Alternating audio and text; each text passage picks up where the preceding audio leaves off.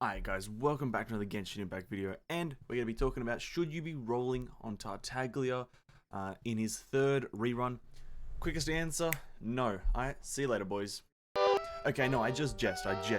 Let's actually discuss, should you roll on Tartaglia now that he's getting his third rerun in about 14 or so hours. He's getting his third rerun tomorrow. And let's discuss the pros, cons as to why you should or should not roll on Tartaglia going into the game. From a moderate free-to-play standpoint, this is not really going to be addressing the whales or anyone who's like spending on every character, because just get the character if you want, really, or your own person, do whatever you will. But this is more as a kind of informative video to inform free-to-play players or people who don't spend as much on if they should invest in Tartaglia, and also, and so let's just jump into, first of all, why you shouldn't. Because I think that's the more controversial topic. Why you shouldn't roll on a character. And I'm going to be 100% frank, Tartaglia is very outdated. He's an outdated character. He was pretty much the second character or third character ever released into the game. And over the time span that he's been out, he hasn't gotten any buffs or nerfs. Not that he needs any nerfs, but he hasn't gotten any buffs to his playstyle. And hasn't gotten any really kind of fluidity fixes. So that's one reason to go into it, and he's just outdated because there are characters who also do his job better. One of the characters, or key characters to that, is Hu Tao. Hu Tao, the character coming 3 weeks after Tartaglia's third rerun, is just a character who's 10 times better than Tartaglia. She just does more damage. She's Pyro, which is generally a better element, generally speaking. Fluid gameplay, the weapon is a spear. Spears are easier to get because we've had so many in the game. Generally easier to build as a free-to-play player. Hu Tao compared to Tartaglia. Hu Tao as well, artifacts wise, easier to do. She's just a better character, and there are other better characters that are just better versions of Tartaglia. That is reason one. Going on to the next reason why you shouldn't is because he's very, very constellation dependent. Now, I do have a built Tartaglia, in my opinion, level 90 with the Hamayumi Refinement 5 level 90. Good weapon, by the way, for him. Not the best, but a good free-to-play weapon. 2 set Gladiators, 2 set Shimanawas, Talons 791. I use him for his elemental skill, obviously, and he does the job. But the constellations that he gets and has potential to get, the power they provide is so great that him at C0 is very bad compared to him at C1, for instance, because C1 decreases the cooldown of his elemental skill, which, if you're using him for his elemental skill, which is the better way to use him for free to play specifically, then Constellation 1 is a near must-have. Going even further, Constellation 2 is pretty good. Opponents affected by Riptide or defeated, Tartaglia regenerates 4 elemental energy, smoothness of the build, and it gets better and better the higher you go.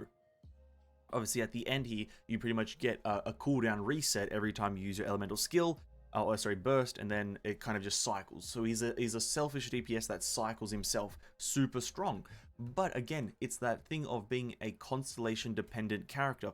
So if you're free to play, it's kind of hard for me to suggest and kind of encourage you to roll for this character when he's so dependent on certain things.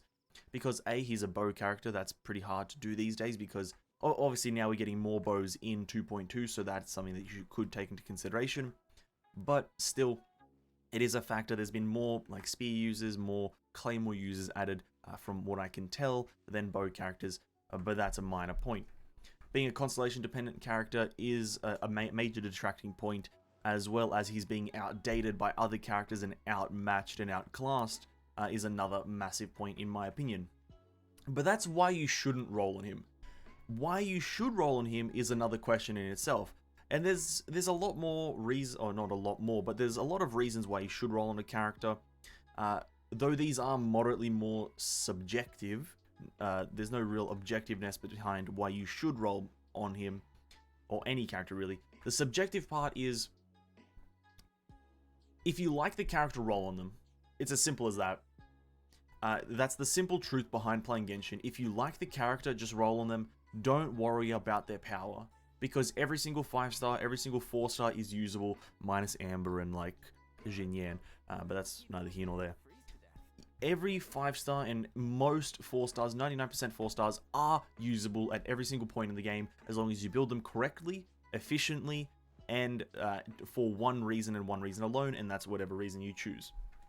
So if you like Tartaglia, if you like the aesthetic, if you like the kind of, you know, I wouldn't say stuck up, but if you like the confident character that he is, you like his playstyle of switching between bow and dual daggers, if you like pressing Q and seeing him pull out a spear and slash it, if you like that, by all means, go ahead, roll for him. You'll enjoy the character if you like what he's about.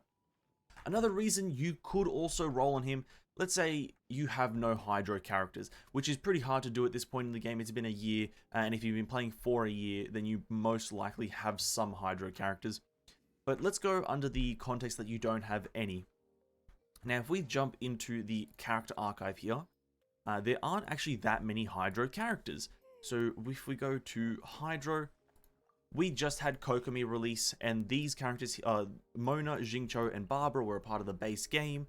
Tartaglia was added about as the 3rd banner, and then Kokomi was is still up right now at the making of this video, but he's going to be leaving in about like 6 to 12 hours, right?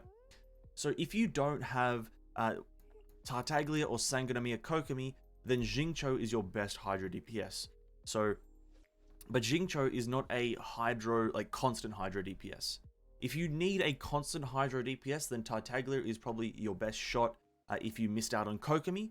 So that's another reason why I'd recommend him, is if you specifically need a Hydro DPS, for whatever reason you may need it. Spiral Abyss for Tartaglia's banner might actually be Hydro damage centered, seeing as Hydro damage is getting buffed as one of the affixes, but that's not really important. If you need a Hydro DPS and you want a Hydro DPS, I recommend him for that reason as well, because he's really good at it. Other than those 2 reasons, I can't really recommend rolling for Tartaglia. It's really just if you like his aesthetic, and if you need a Hydro DPS. If you need a bow Hydro DPS, that's kind of maybe a reason.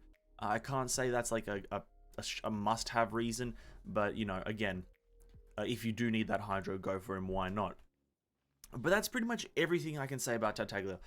I personally won't be rolling for him. I've got him, and I don't really want to even risk getting his constellations, mainly because, again, I don't like him as a character. Personally, I still haven't built, though, that doesn't matter. But the characters that are on his banner aren't all that impressive either. You've got Yanfei, Ningguang, and Chongyun. Nothing impressive there. Ningguang and Chongyun were in a banner two or three banners ago, so that's kind of saturated. And Yanfei was in Ayaka's banner, I believe. So there's no real reason to roll for, unless you obviously like the characters, go for it. But like, no, those characters aren't 10 out of 10 phenomenal must-have characters. So in my honest opinion, the Tartaglia banner is a massive skip, and I don't recommend you roll for him. Thank you so much for watching, guys. Have an amazing day, and I'll see you in the next one. Peace out.